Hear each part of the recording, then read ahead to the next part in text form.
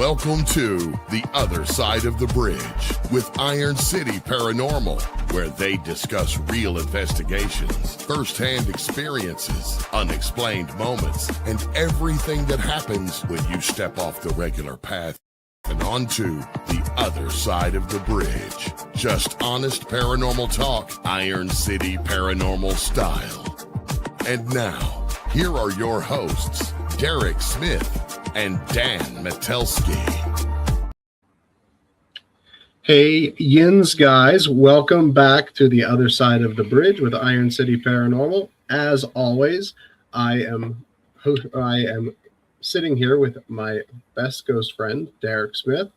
I thought you forgot your name for a second. I did not. I forgot your name for a second, actually, which made it very awkward. It's right at the bottom. It's okay. It happens. It's not the I'm first. trying really hard to keep up on things, and there's just so much stuff going on. I'm sitting over here just rocking out to our intro, man. It's all good. Hey, I mean, we do need to change it. We are in the process of getting it changed, but I do love the beat. Like we could dance to some ghost tunes like that. Just jam out, I have man. no problem with that. So we have an incredible show lined up for you tonight. We have the owner of one of our favorite places that we have investigated in the 10 years that we have done this. We have come across a handful of places. So we've investigated many, many places over 10 years, right? More than I can count. Yeah. And I don't even want to try because all of those places come with a fairly hefty price tag, and I would rather not talk about the money that we have spent doing this. Most of them do. I don't want to think about it. Absolutely. So there are a few places that for me personally hold like a special place for me. We've only investigated the Ross house once. We're going to do it again. We have to. We have to do it again. But when I tell you, I immediately felt a connection to a place. There has not been a place for me personally that I have connected with quite like I have the Ross house. It was right off the bat for you. You stepped through that door and you were like, it hit you. You could just see it. Yeah. And I don't want to say it felt like home because I think that's weird, right? I don't want to say like, I feel like I've come home because definitely did not have that kind of feeling. But there's places that you feel like the negativity, right? But it's the exact opposite of that. It's like this welcoming, warm, like you're stepping foot into like a grandparent's house, right? I mean, absolutely. You've explained it that way before, and I think that's exactly what hit you. Like we were in the middle of talking, we were in the middle of a conversation, where to start, where to go, and you just stopped. Like it was just deadpan face, and you were like, This something's here. Something's going on. We didn't even do anything yet. You stepped foot in the place. Yeah, and I pick up on energies. I pick up on spirits, right? But I'm not nearly as skilled as some people. But it was just something about the entire environment. A lot of what that was for me was the person that we're going to talk to tonight, Cindy Kuhn, the owner of the Ross house. We're going to be getting into, how she came about getting a hold of this location, what it means to her, all of those fun things. But I will tell you, in the short period of time that we spent with her, like going through the walkthrough, having her tell us about the place, I felt very connected with her. So when you told me, Derek, you were able to get her on an episode, I was like, yes, 100% sign me up. Like, let's do this. Your response was immediate. But yeah, I mean, you can just tell the passion that she has for the place. Absolutely. And through and through the history, the paranormal, whatever it is, through and through, she cares about it. She has a passion for it, and it shows. Mm-hmm. So we've done enough talking. So I'm going to bring her in. Ladies and gentlemen, welcome to the stage, Cindy Kuhn, owner of the Bellaire, of the Ross house in Bellaire, Ohio. Cindy, welcome. Thank you. I'm happy to be here. I like one of those clap sounds. I think we have one, but I don't know how to use it, so it's kind of useless. No, Cindy, seriously, thank you so much for joining us. This is really special to have you on. Oh, thanks. Appreciate that. Absolutely. So Cindy, how long have you owned the Ross house? Kind of like what got you into it? What led you to here on your journey? Okay. Well, I can only tell you that my family has owned the house since 1990. But when my dad actually bought the house in 1990 off of Marie Getros, it was used as a rental. Okay. My my family had about 10 rentals throughout that area right through there. And since it was right by the store, he picked it up. Okay. So my dad used that as a rental for quite a few years. And, and then he started getting tired of how people tear things up, and, people that rent don't always take care of your property. Right. True. And the house was beautiful at the time because the Getroses had it looking quite elegant, actually, for a small of a house as it was. So he did, but my dad decided to quit renting, and he decided to use it as a catch-all. Believe it or not, he made it worse. He actually made it worse. My dad was a character. He decided to use it as a catch-all for furniture that couldn't sell. Okay. So my family, the Ross family, we buy out estates, right? Your relative passes away. We go in and we do big scoops of all the stuff that needs to be sold so you can get the house up for sale. And, we get the good, the bad, the ugly, and probably things we shouldn't see, right? You should have got rid of. So anything that couldn't sell, three-legged tables, chest of drawers that are missing, drawers or handles or whatever, that it would go over into that house. And that house started collecting things for years and years. So it was, it was nasty. It was actually nasty in the house. It was so bogged down with stuff and dusty. You couldn't even breathe when you walked in there. Now, I can only imagine. Yeah, I mean, years of furniture and stoves, I mean, just anything you could, everything and everything. So anyhow, I wasn't in the family business. I actually was a casino host and worked in the casino business for 46 and a half years. Okay. So I wasn't quite aware of how bad the house was, but I knew my family had it. And as a casino host, I used to do a lot of traveling with my players. And one thing I would get them to do was escape rooms, and I liked them. So I asked my dad if I could have the house in the end of 2015 because I wanted to open up an escape room in the house. So I would have something for when I retired, right? So that's what I did. He gave me the house, but he also told me that the house had ghosts. And oh, by the way. yeah. He didn't want to give it to me at first. He said, the house has ghosts and you don't want that house. And I just thought, oh, bullshit. Just give me the house, Dad. What the hell am I going to do? Clean it up, right? Yeah. So anyway, he gave in, and it was during the clean out to get it ready to open an escape room that I realized there was something wrong in the house. But I kept blowing it off and blowing it off. To be honest, I never watched any paranormal show back then. Nothing. Okay. So that's how I ended up acquiring the house. I love that you started it as an escape room, though. That is one of the most original and unique I do too. business ventures. Well, the rent was right. Okay. I do too. So, Sure. and I wanted something for after I retired, a business. So that, I thought, why not? My family owned. You said 2015. I mean, that's right around when the escape rooms were really getting big too. And absolutely. So they were still generation 1 and 2 escape rooms. And when I say that it's how they progressed and how electronic they became. So, it was a generation 1/2 escape room. And we had it there for 6 years, actually. So I remember when we were doing the walkthrough, Cindy, you were saying that there were actually people that worked at the escape room that had experiences as well, right? Yes, my nephew.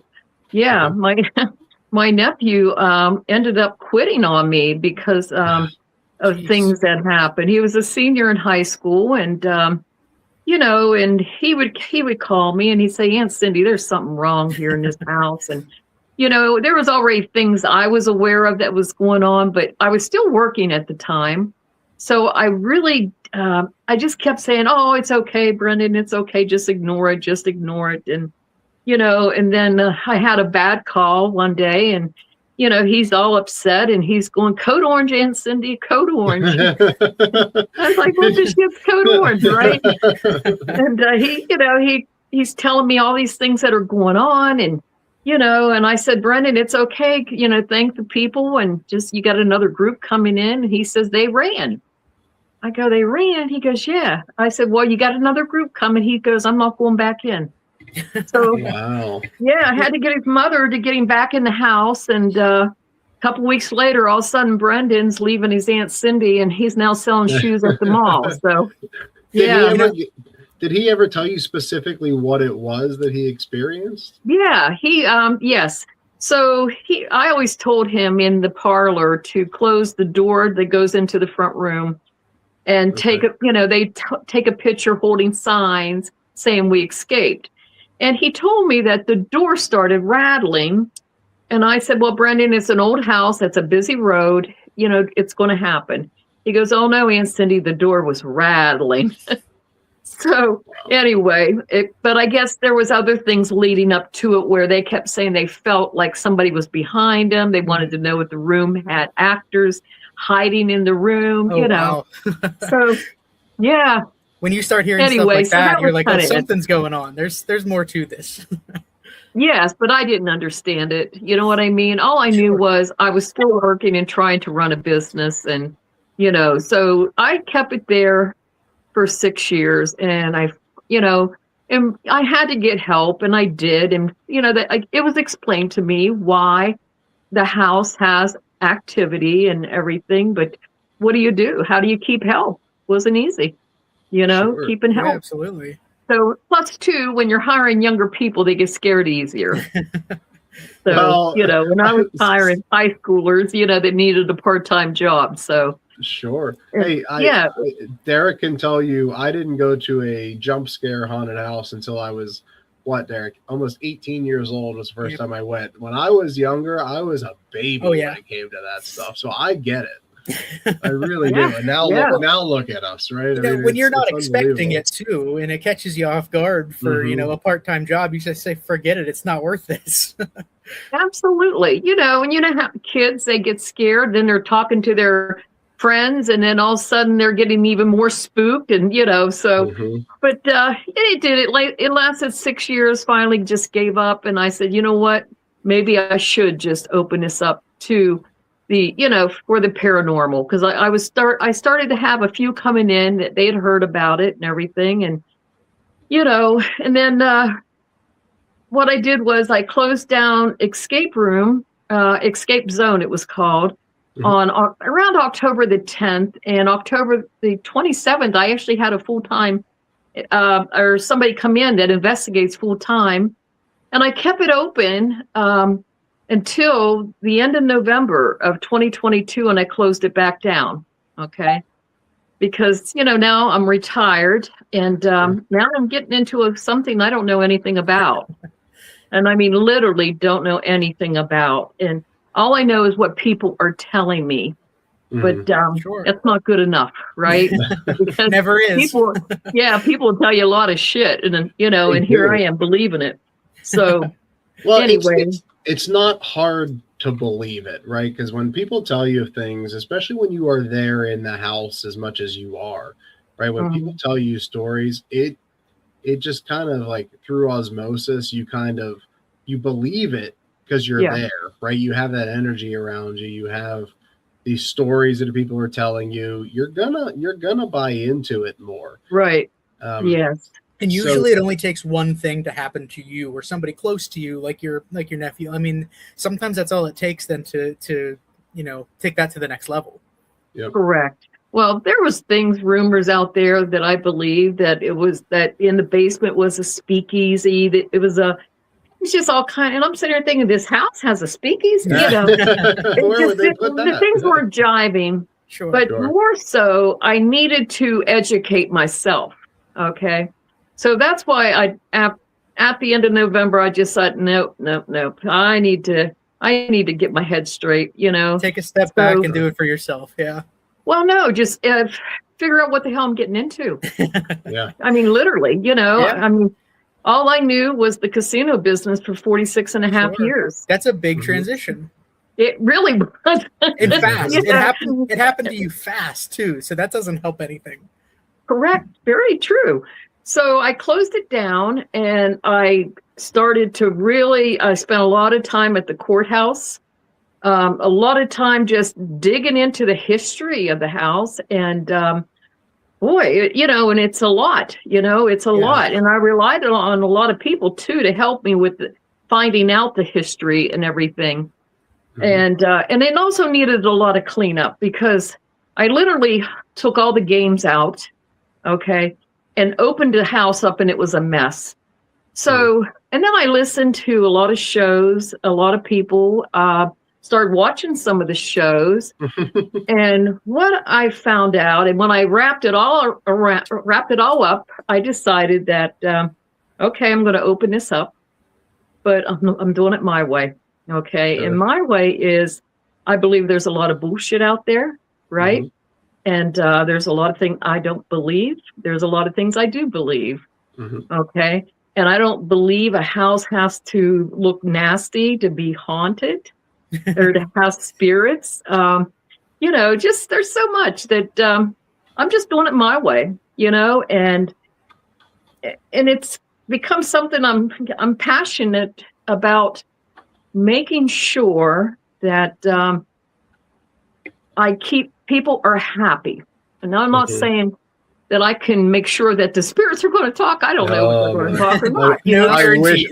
I wish it were that easy, Cindy. Yeah, I really do. But I want people to feel welcome in my house. I want them to feel safe in my house. Okay. Mm-hmm. Those are a couple of things that I thought I want it to look good. So I found some pictures of the house of what it used to look like. And with those few photos, I tried to recreate the best I could. Okay.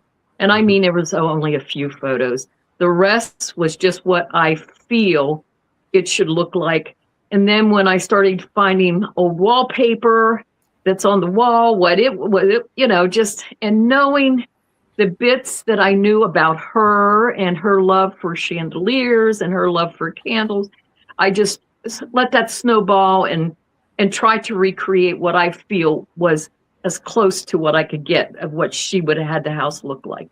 Well, I'll tell you, from that minimum amount of documentation that you found, it's impressive what you've done to that house. It really is. Thank you. I mean, it turned into a catch-all to a big restoration project for you. And man, it's impressive. It really is. It's limited work. I do as much as I can, but there's some things I could not do. You know what I mean? Sure. So. Yeah, but I mean, you definitely took it back to the time period. You made it what it once was, and it looks really nice. And it, like we were talking about earlier, I mean, it does make you feel welcome right off the bat. Oh, thank you. It does. It's the house makes you feel welcome. And like I said earlier, like you make us feel welcome, Cindy, as the people coming in and doing the investigations. Like, right, a lot of times when we go into a location, the owners or the people that are representing the owner just walk us through the house. They say, here's some stories. Do you want the stories? Do you want the history? We say, of course, we just want the history. We don't want to be led one way or another, right? Mm-hmm. It's like, yeah, we'll take some of the history.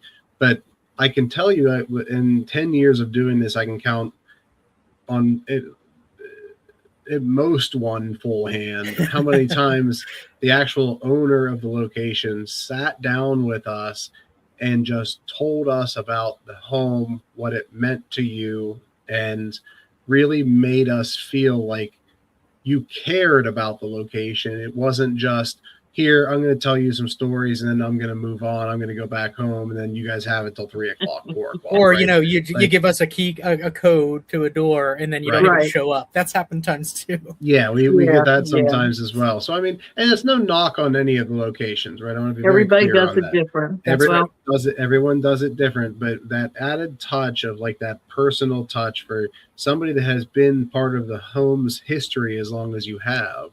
Because you're part of the history now too, just like all these things that you're reading about, So I think that's so special to go through that with you and to hear your stories. I love that you don't 100% believe in it, because we don't either. Well, there's certain things I don't believe when it comes to the paranormal.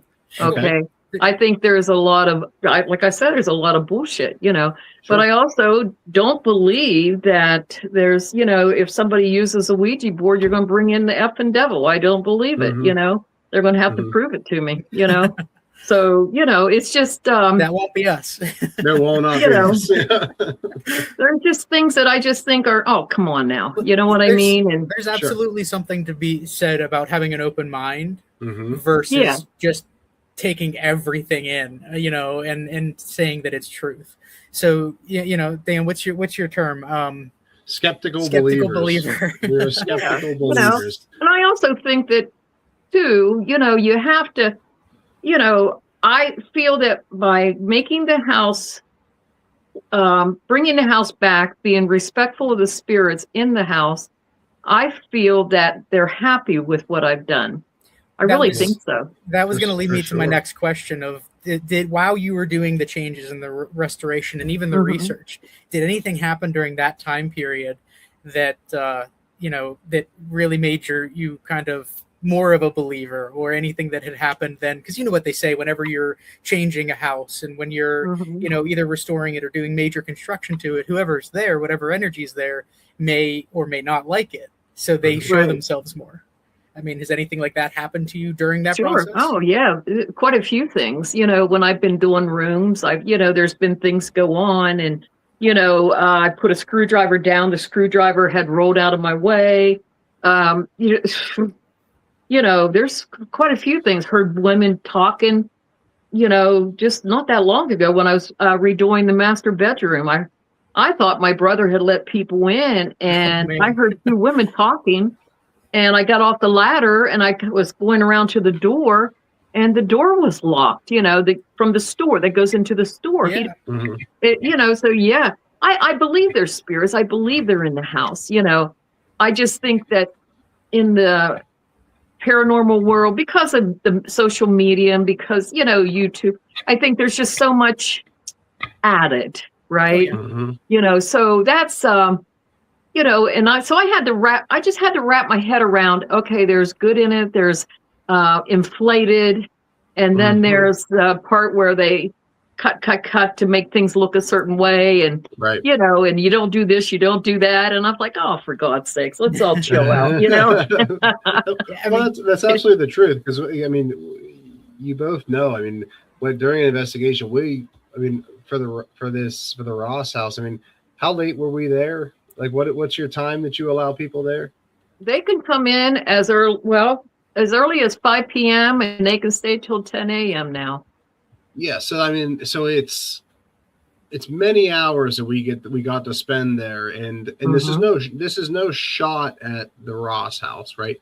Just any investigation, it takes time to get the spirits used to you, to get them to interact with you. Yeah. Once it spools up, they tend to continue to spool up. Right. But it is very much the truth, that embellishment. If we would just take, 15 hours of an investigation and put it on YouTube, nobody would watch it, including our mothers. Right. It's that boring. Right. We're sitting there by ourselves, typically like farting or just joking about things, trying to move the night on. But then whenever things happen, they're incredible. When you take those pieces and you splice them together into a 10-minute video, it looks like it's kind of that embellishment word, right? Yeah. Whether it's meant to or not, that's just what happens. Right. Yeah, it does. It does, and I get that, what I mean? I really do get that. And but I run, I don't have, I've heard so many things that people do, and, putting recorders in houses, and it's like, oh, for God's sakes, I don't know if any of that stuff's true, but you hear things. But I can tell you, whatever happens in the house is on the house. It's not anything that I've done. So. And I love, Cindy, we go a lot of places where they'll take something scary and they'll put it in the house just to add to it. That fear factor, There'll be like creepy dolls that are painted silver and like gray and make it look like they're like old and dead and all these things. And it just cut out a Morgan Freeman. Yeah, I mean, at the Ohio State Reformatory, they have life size. Now, it was obviously for the tour; it wasn't for the ghost. Yeah. It scared us. But like, Yeah. it scares the crap out of you, and it's part of the rise that you get. Right. Yeah. This location is so genuine that it's kind of up to you to add to the story. They're not. You're not making one up for us, and I love that about this. Yeah, there's nothing in there that's, I don't do. I might have, a table I painted, or something that I'm selling at the time in the house. But I don't do anything like that. It's not to scare people or, get a rise out of anybody. That's not the point of that. Right. Yeah. It's just, and I also want young kids to feel safe, like the Boy Scouts to come in and like become little mini investigators and where they feel comfortable. I'd really like to push that too. Yeah, absolutely. So guys, we have to take a quick ad break here, a quick 3-minute ad break. When we come back, we definitely want to get into leaning in more on the haunting side of things, because that's what we do, right? But I kind of want to get into what you just talked about, like what could lead people into investigations, kind of like who are the most active spirits in the house, what your favorite things that you've had happen to you are. So if you stick with us after this ad break, we will get into those kind of things.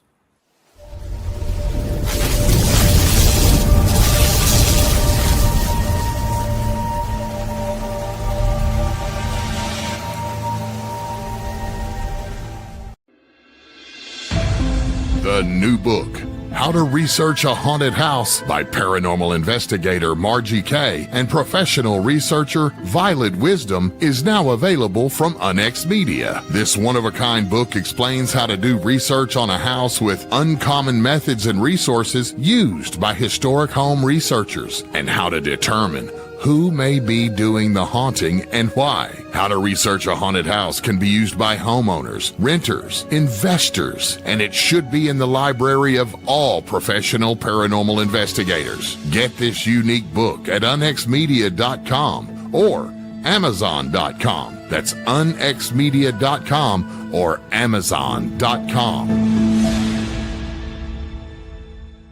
Every ghost story and creature feature lies a far more terrifying truth.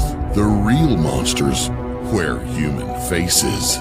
In the chilling book, All Monsters Are Human, from Derek Smith, 10 Twisted Tales expose the darkest parts of the human soul. From killers hiding in plain sight to obsessions turned deadly. Each story invites you to step into a shadow world where morality unravels, and the only thing more terrifying than what lurks in the dark is who. These aren't just horror stories. They're reflections of ourselves, showing what happens when fear, rage, guilt, and desire take control. Visit unexmedia.com for more information on All Monsters Are Human from Derek Smith. And you can purchase them at amazon.com from unexmedia.com.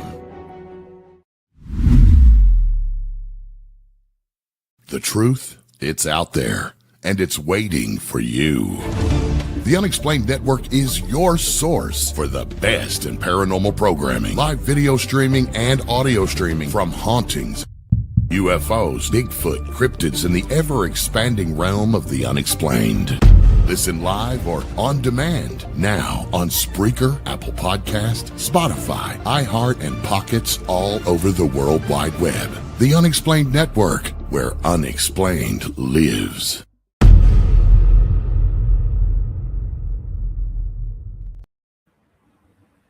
Welcome back. So Cindy, like I said, we got to lean in on the hauntings.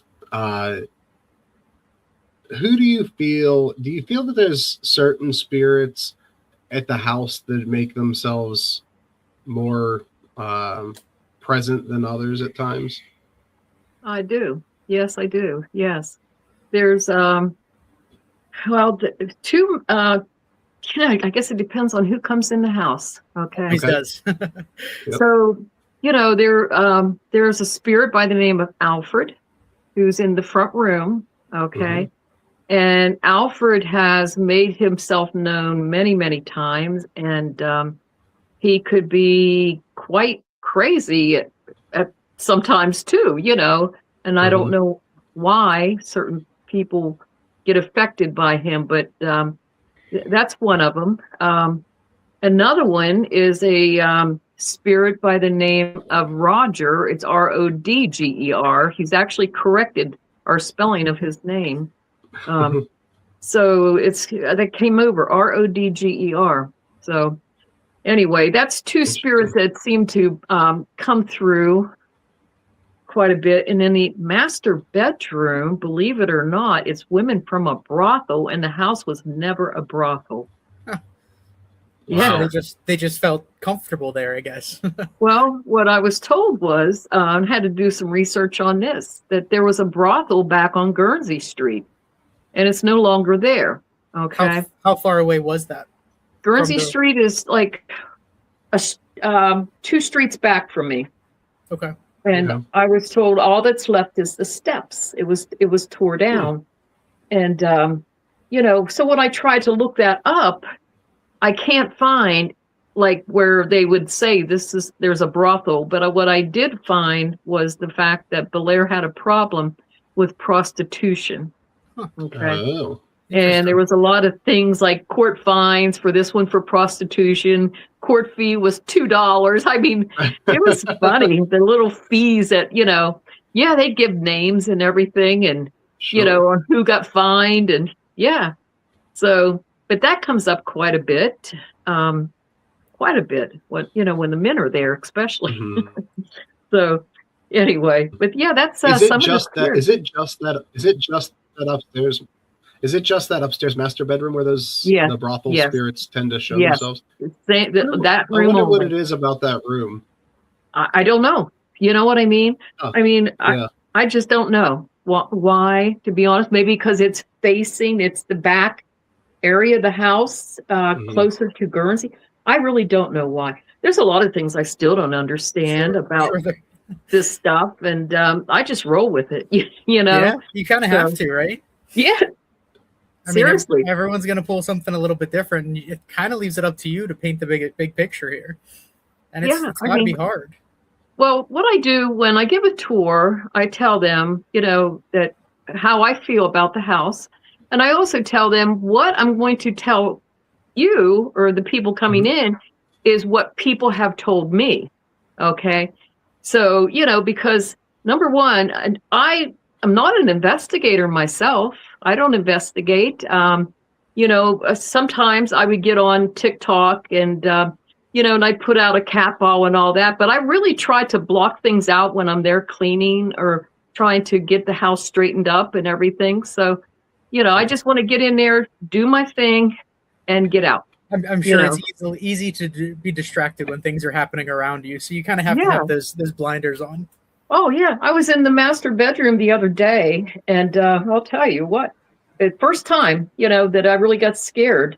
And I went over to this one light I have, and the bulb was out on it. And it's a standing lamp. And all of a sudden, I felt like somebody was walking up behind me fast, and I turned around thinking that, is this Rick playing a joke on me? And there was nobody there. And I was froze for a second. It was like, it just scared the living shit out of me. And I said, you know what? It's time for me to go home. So I just packed it up. And, that was it. That was it. But so has that been recently? That's very recent. Is that the first time that they've actually, I don't want to say they chased you out, but is that the first time that they've interacted with you to the point where you said, I'm out for a little bit and just needed to say, No. When I was in the basement a couple years ago, it was during a public, and we were in the basement, and I was explaining things to them because I was going to let the host of the public take over, but so we went through the whole house. But I was in the basement that I said there was a little girl by the name of Annie, which I thought it was a little girl at the time. And as a joke, I said, Annie, if you could touch my fingers, let me know you're here, right? I was just hoping I'd feel a little tingly sensation. All of a sudden, I felt my hair part. I mean, literally felt my hair part, and I jumped out. I just jumped and I ran up the stairs. And they all start saying, "Don't run, Cindy, don't run." I thought, hell no, I'm out of here. I literally, fat girls can run, I'm telling you. I don't think I hit every stair. Jumped a few of them. Wow. Yeah. And when I got up there, a couple of the girls followed me up, and they said, "Cindy, look at your arm." I looked at my arm, and I had actually scraped the wall and when I was going up, and my arm was all scraped up. Yeah. Didn't even know it. Didn't even realize what you what were I in the did. fight or flight, right? You were just getting I out really of there. was. You I weren't- you was. didn't care. Yeah. That So- scared the shit out of me. So you said that you thought was Annie, there was a little girl. Is that not the case? Everybody tells me no. You know, Okay. I don't know. I'm kind of disappointed that she's not, you know. Yeah. Because I'd always been told that she, you know, she has communicated to other people that she, you know, she liked to daisies and you know what I mean? And she liked to have her hair in braids. I heard all this stuff. And then the mediums tell me that is not a little girl, you know? So I don't know, you know? So That's where really don't know. that believing everybody comes into play. You can't, you know, take some of it Right. with a grain of salt, I guess. But I mean, Yeah. your personal experience probably speaks volumes, right? I mean, That, you you know- know the difference. You can tell when you're in a situation like that. Well, you know, but here's my thinking after I gave that thought. I thought, why is there always a little girl in the basement? Mm-hmm. You know? Right. So, That's a very good point. That's a Yeah. very good point. so I really don't know. Well, you know what it is. I know there's a male spirit in the basement that I believe is Roger, you know, and Okay. I do believe that. So that's, you know, so many things I don't understand, right? I remember Sure. when we were there, we had talked to you afterwards. We thought that there were coal miners down there, and then Yes. you explained to us that there were a few incidents involving coal mines in the area. So that was interesting to us. Sure. You know, people in the basement have gotten Civil War soldiers down there, and I didn't even realize at the time until I looked that up. When they kept saying, no, it was Civil War, they told me they were, you know, they were involved with the Civil War. And then come to find out there was a Camp Jefferson in Bellaire. Then I found a picture, you know. So I actually framed the picture that was actually in the backward glances. Okay. Yeah, somebody sent it to me. So That's yeah. incredible. Plus, I mean, there was coal mine explosions. You know, the Webb coal mine in Shadyside, Ohio. That's where Alfred got killed at in 1925. Yep. Yeah, it's just so much, you know. So when we were there, we got the name Alfred, like a lot of other people do, in the basement. But we also had multiple other names. I think there was what, like 4 or 5 different names that came through. There were 3 that came over and over again, and then there was probably a total of 5 or 6 actually that came through to us. Well, and But when it seemed like a group. right. And when we went back at the end of the night, we had actually looked up online that both of those coal mining explosions or cave-ins or whatever they were, where there was this, you know, mass casualty events. There was the smaller one of the two. I can't remember which one that was.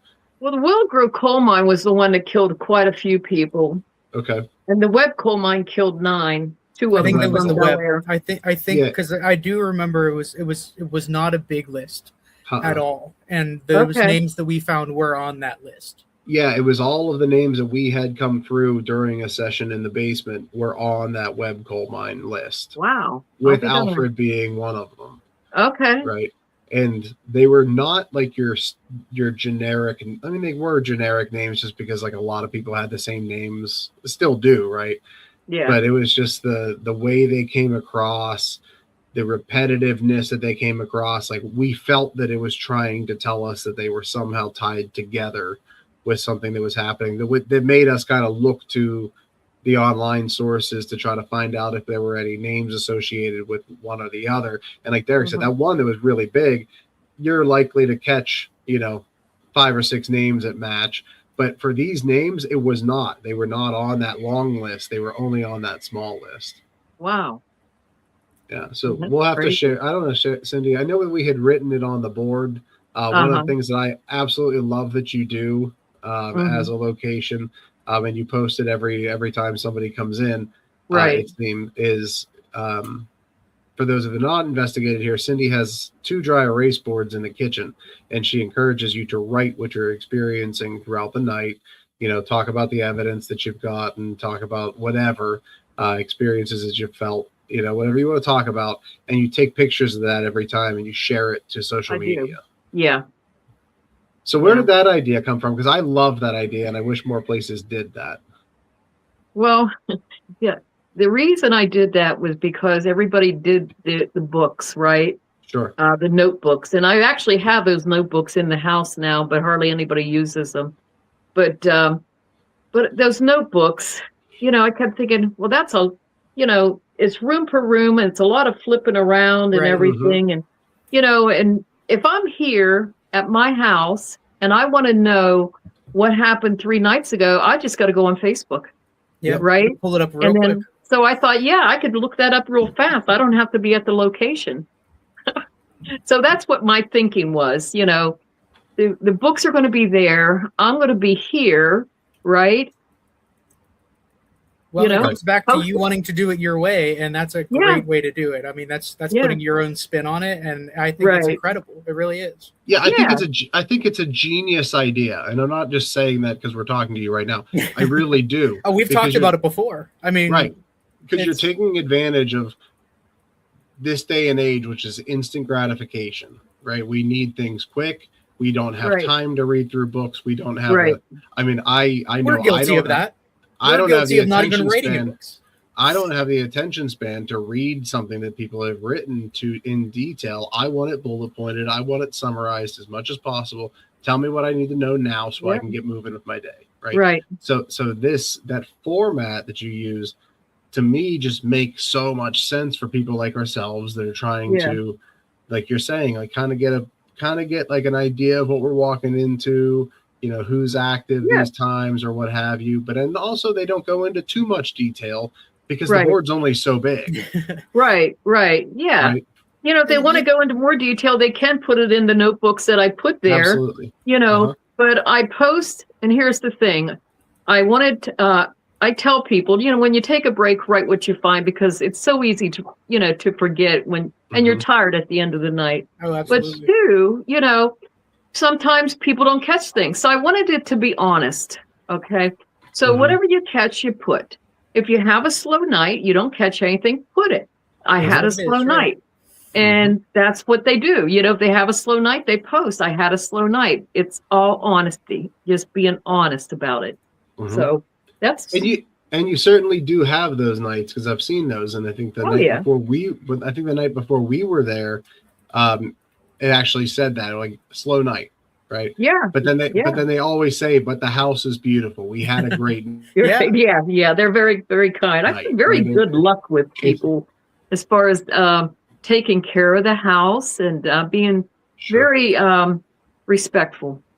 Which is great to hear. Absolutely. I mean, it really is. And that's doing it, you know, not as big YouTubers, people that make money off of it. That's, I feel like that's the community that we connect with, because we're a part of that, right? The lesser, you know, we do it for us and the locations or people. And it's that, you know, that level of people that seem to be much more respectful of locations and appreciate it for what it's worth and the history behind it. Yeah. Yeah. And I enjoy it. You know, I'm not an investigator, but I really do enjoy when I'm there talking to the people. Okay, that's my fun, because when you think, so I was an executive host in a casino.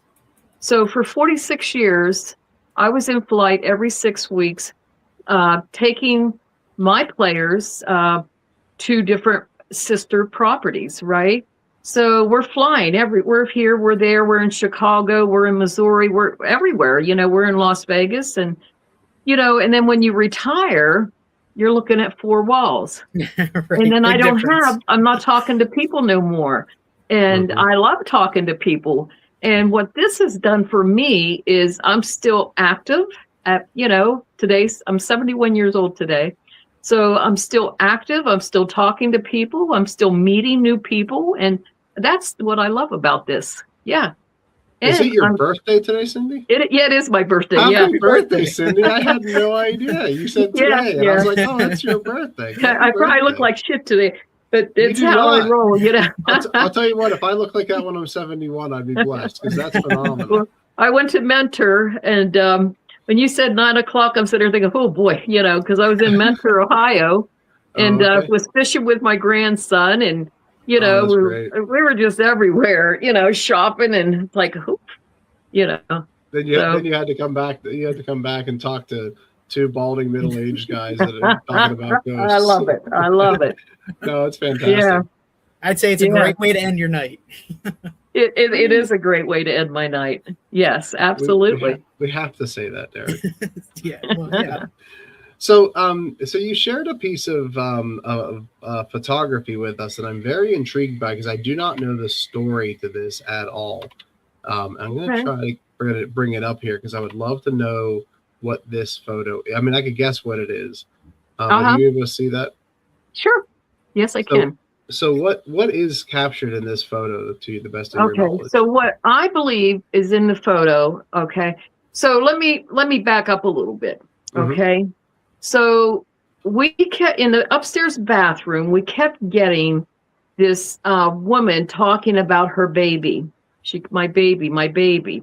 Mediums kept telling me there was a baby was stillborn in the upstairs bathroom. Okay. Mm-hmm. To me, that looks like a woman by the door holding a baby. If you blow that up, look close. Yeah, it certainly does. Yes. So that is why I shared that. I thought that was, you could see it in the motion camera. Everything got set off. That was taken by, I believe, Jeremy Earl.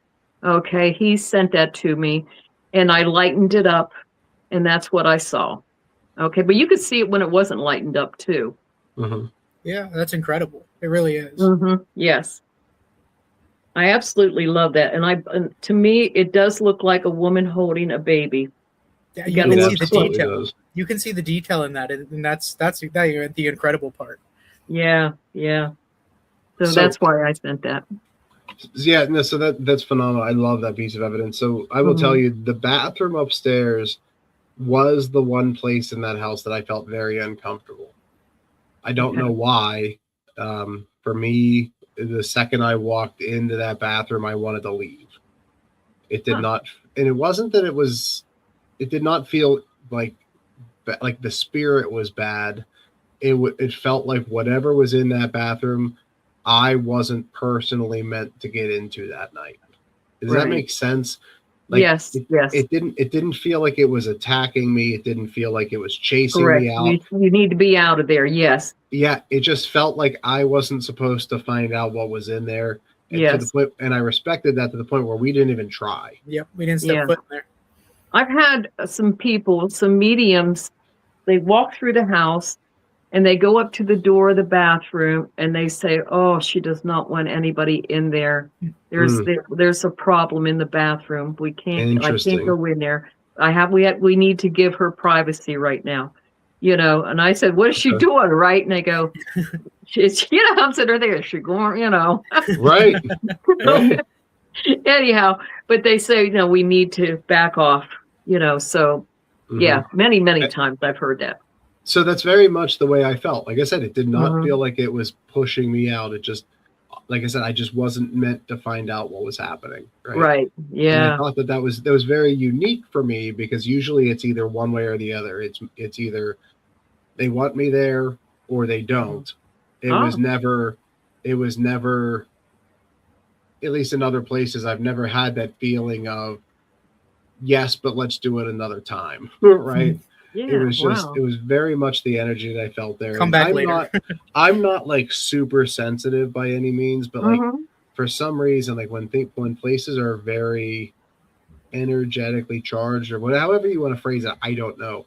But I can tell you that there was just something about that was just different, and I respected it. Right, I was like, okay, we're just gonna step out. We'll talk about it next time, maybe. Right? Yeah. Well, like you said, it takes time. It takes time for things to get used to you, and maybe that's just one of them. It does. Correct. It for sure does. So, Cindy, you have a lot going on, and I want to make sure that you have a lot of time to talk about, what you're doing at the Ross House and what you have upcoming. So, one of the things that you had shared with us was a big event that you have coming up. Yes, October the 11th. Okay, I have hired a acting. These kids who I shouldn't call them kids. These are actors, right? And they put on different events wherever they're needed, right? So they're coming to do the masquerade ball, and it is a murder mystery dinner, and I'm going to allow 20 people in the house. Okay, some of them will be selected to take part in this murder mystery. Okay, and it starts at 1:00. And the whole event leads up to 3:30 when it comes to a conclusion. After that, I'm opening the house up for the people who came to investigate the house and investigate the store as well. Okay, so this is it's $120 per person.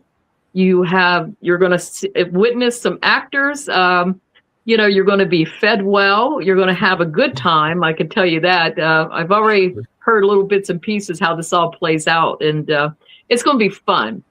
And what I think is this is an excellent time for people, small groups. Okay, like maybe there's like a husband and wife team, right? And they want to come in. Well, what's it going to cost them to investigate, right? To do the house and the store. Well, that's going to be like $500, right? This way, it's only costing them $240. They're going to have a show. They're going to be fed, and they can investigate both places. Yeah, it's a great idea. Where did you come up with the masquerade? Where did that idea come from? I online. I asked people what they'd like to see at the house, and quite a few of them said, murder mystery dinner. That's awesome. And I thought, well, my house is kind of small for something like that, but I thought, what the hell, I'll try it, Right. So, and they're not cheap to hire. These people they have it down pat. In fact, they're going to be mic'd. There's going to be, oh, wow. Yeah. It's not just amateurs. These are. Yeah, that's awesome. Yeah. So I'm excited, and I encourage people. I'm only selling 20 tickets, and I only have 9 left. Nice. Oh, that's amazing. That's spectacular. So they have from 3:30 until 9:00, and this is going to be held on a Sunday. They can investigate both. So that's awesome. That would be a great event. It would be interesting to see from the investigation side, whenever you're holding events that and they bringing those 20 people in, like, as I'm sure you're aware, Cindy, public investigations have that ability to stir things up a little bit more than private do, because you have more people, more energy, right? Right.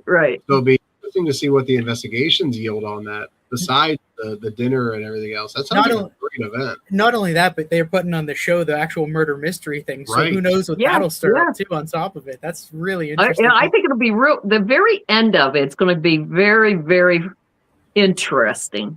Okay. And the reason that I chose this one here is because of how it ends. And it kind of, I want to see if it brings out something in Alfred. Okay. Interesting. So, yeah, okay. I won't say more, because then I'm going to give away an ending. So, yeah, we don't want to be known as that show. We don't want to ruin it for people that are paying. But if somebody wants to get a hold of me, wants one of the tickets, wants to be part of it, they need to contact me, and I'll get them all set up. I got 9 tickets left. How can they do that? How can somebody get a hold of you? Just they can send just text me 740-232-4544, or send me a message on Facebook through the Ross House, or email, the Ross House Tours at gmail.com. And I'll get back to them. Yeah, that's great. That's great. Cindy, this has been an absolute treat to talk to you more. It's good to see you guys again. Yeah, absolutely. You too. talk Thanks, to you thanks for before. coming on. No, it's so good to see you, and yeah, we really appreciate you taking the time out of your night to speak with us. I'm looking forward to getting back there. But Derek and I haven't talked about it yet, so surprise, Derek. We're gonna go back next year because right now we're a little bit busy. I'm for the not remainder surprised. of this year. Yeah. But I definitely want to get back out there. And Erin sends her best. She was not able to make it on the show tonight. But we really do want to make it back out there as soon as we possibly can. And yeah, just let me know. Another evening with you. So absolutely. Sounds good. Cindy, thank you so much for joining. And everybody listening, thank you guys very much for joining as well. We will say that every house has a story to tell. Some tell through photographs, others through faded letters, and some still have voices willing to tell themselves. Everybody, thank you for crossing the bridge to the other side with us tonight. Until next time, stay curious, stay respectful, and as always, find your way back across the bridge safely. Everybody have a great night. And I say a toodles noodles. And don't forget to smash the like button. That was the one and only. Smash the like button. One and only. I was so I know you engrossed in the didn't. I was conversation, waiting. I missed it. So thank you very much. Cindy, have a wonderful night, and we will be talking shortly. Thanks so much. Take care. Bye-bye.